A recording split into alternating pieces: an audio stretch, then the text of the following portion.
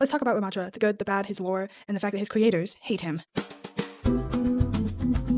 Hello everyone, my name is Drax or Draxco Gaming. I really love Overwatch and talking about Overwatch and Overwatch characters and Marvel Rivals, but that's not what this video is about. This video is about Ramattra, probably the best hero to come out of Overwatch 2. Also, a little side note, if you like this kind of content, please let me know because I am thinking about moving forward with this style along with my 2x Yap videos that people like to watch. And if you guys don't like this style, that's fine too, but I just like this for more long form content and I can upload on YouTube and stuff like that. But anyway, getting back into the video, the first thing you have to know about Ramattra is his basic lore. Ramattra was built for one thing, and that was war. He was an R7000 Ravager commander unit that was made by the rogue AI Anubis to lead Omnics in a war against humanity during the Omnic crisis. Unfortunately, when the war ended, he, like many other Omnics, felt a lack of purpose, so he turned to the way of the monks. He studied under Mandata along with Zenyatta and grew an incredibly close relationship with Zenyatta. Unfortunately, unlike Zenyatta, he would find himself unable to follow the peaceful teachings of Mandata because of the way Omnics were treated on the outside. He saw the discrimination, the destruction, and the absolutely horrific behavior of the humans towards Omnics and decided that he had to do something about it. Unfortunately, this would cause him to leave his peaceful walk with his brother behind and search for a much darker solution. My fellow Omnics, do not be afraid. This is not war. This is liberation. He decided he was going to save his people, even if they didn't want to be saved. Man, he is like the best character that came out of Overwatch 2. He is so interesting and he has so much morally gray energy and just like so fucked up, honestly, some of them. Brainwashing Omnics and forcing them into like a sleep coma in order for them to like submit is another huge part of his lore. And he constantly, even though him and Zenyatta are on different sides of the war and separated, they do meet and have communications. And Zen is not bitter towards Ramattra at all, despite his misguided intentions. And Ramattra still loves Zenyatta a lot and tries to get him to come to this side of the war with him and to be with him on his side of the war. Holy moly, my god, what beautiful writing. Unfortunately, Ramattra's lore kind of feels unfinished to me because of the random ending it came to move on to the next like arc in Overwatch. You're telling me Null Sector just pulled out and disappeared in hiding and that was it? Because that's essentially what we have right now as the end of Ramattra's lore. It kind of felt like Blizzard rushed to finish it so that they could move on to the next arc and ultimately neglected his storyline. But this would not be the first time Blizzard neglected Ramattra. They've actually low-key hated him since launch. Despite giving him a rich story and making him such an interesting character, there are other aspects that he just doesn't get anything. Which brings me to the next section of the video, creators hating the creation.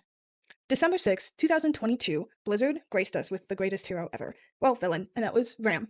And since then, he has only received 2 collab skins, a handful of shop skins, and a few battle pass skins that are quite frankly low effort. Most of his cosmetics are low effort. For example, his pose that was in his collab with Transformers is only slightly different from a battle pass pose, or the fact that there are lazy recolors for half of his skins. But a lot of people don't grasp how much Ramattra is neglected until you compare him to Kiriko. Now, you ask me, Drax, what does Kiriko have to do with Ramattra? Kiriko was only released like 2 or 3 months before Ramattra was. Let me double check that date.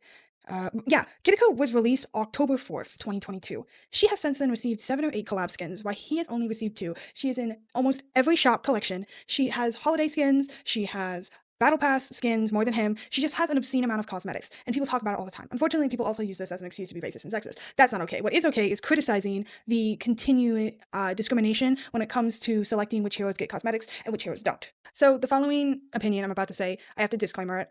I am not accusing Blizzard of being racist. I am simply pointing out an observation that many other people have pointed out and talked about, and I just have a bigger platform than a lot of those creators, so I wanted to talk about it too, because I totally understand where they're coming from. Blizzard, please don't sue me. I think it's really important to have discussions like this, constructive criticism, in order to improve the game as a whole and improve the community. So, all that being said, I'm going to be talking about Ramattra and the fact that he's neglected as a black-coded character.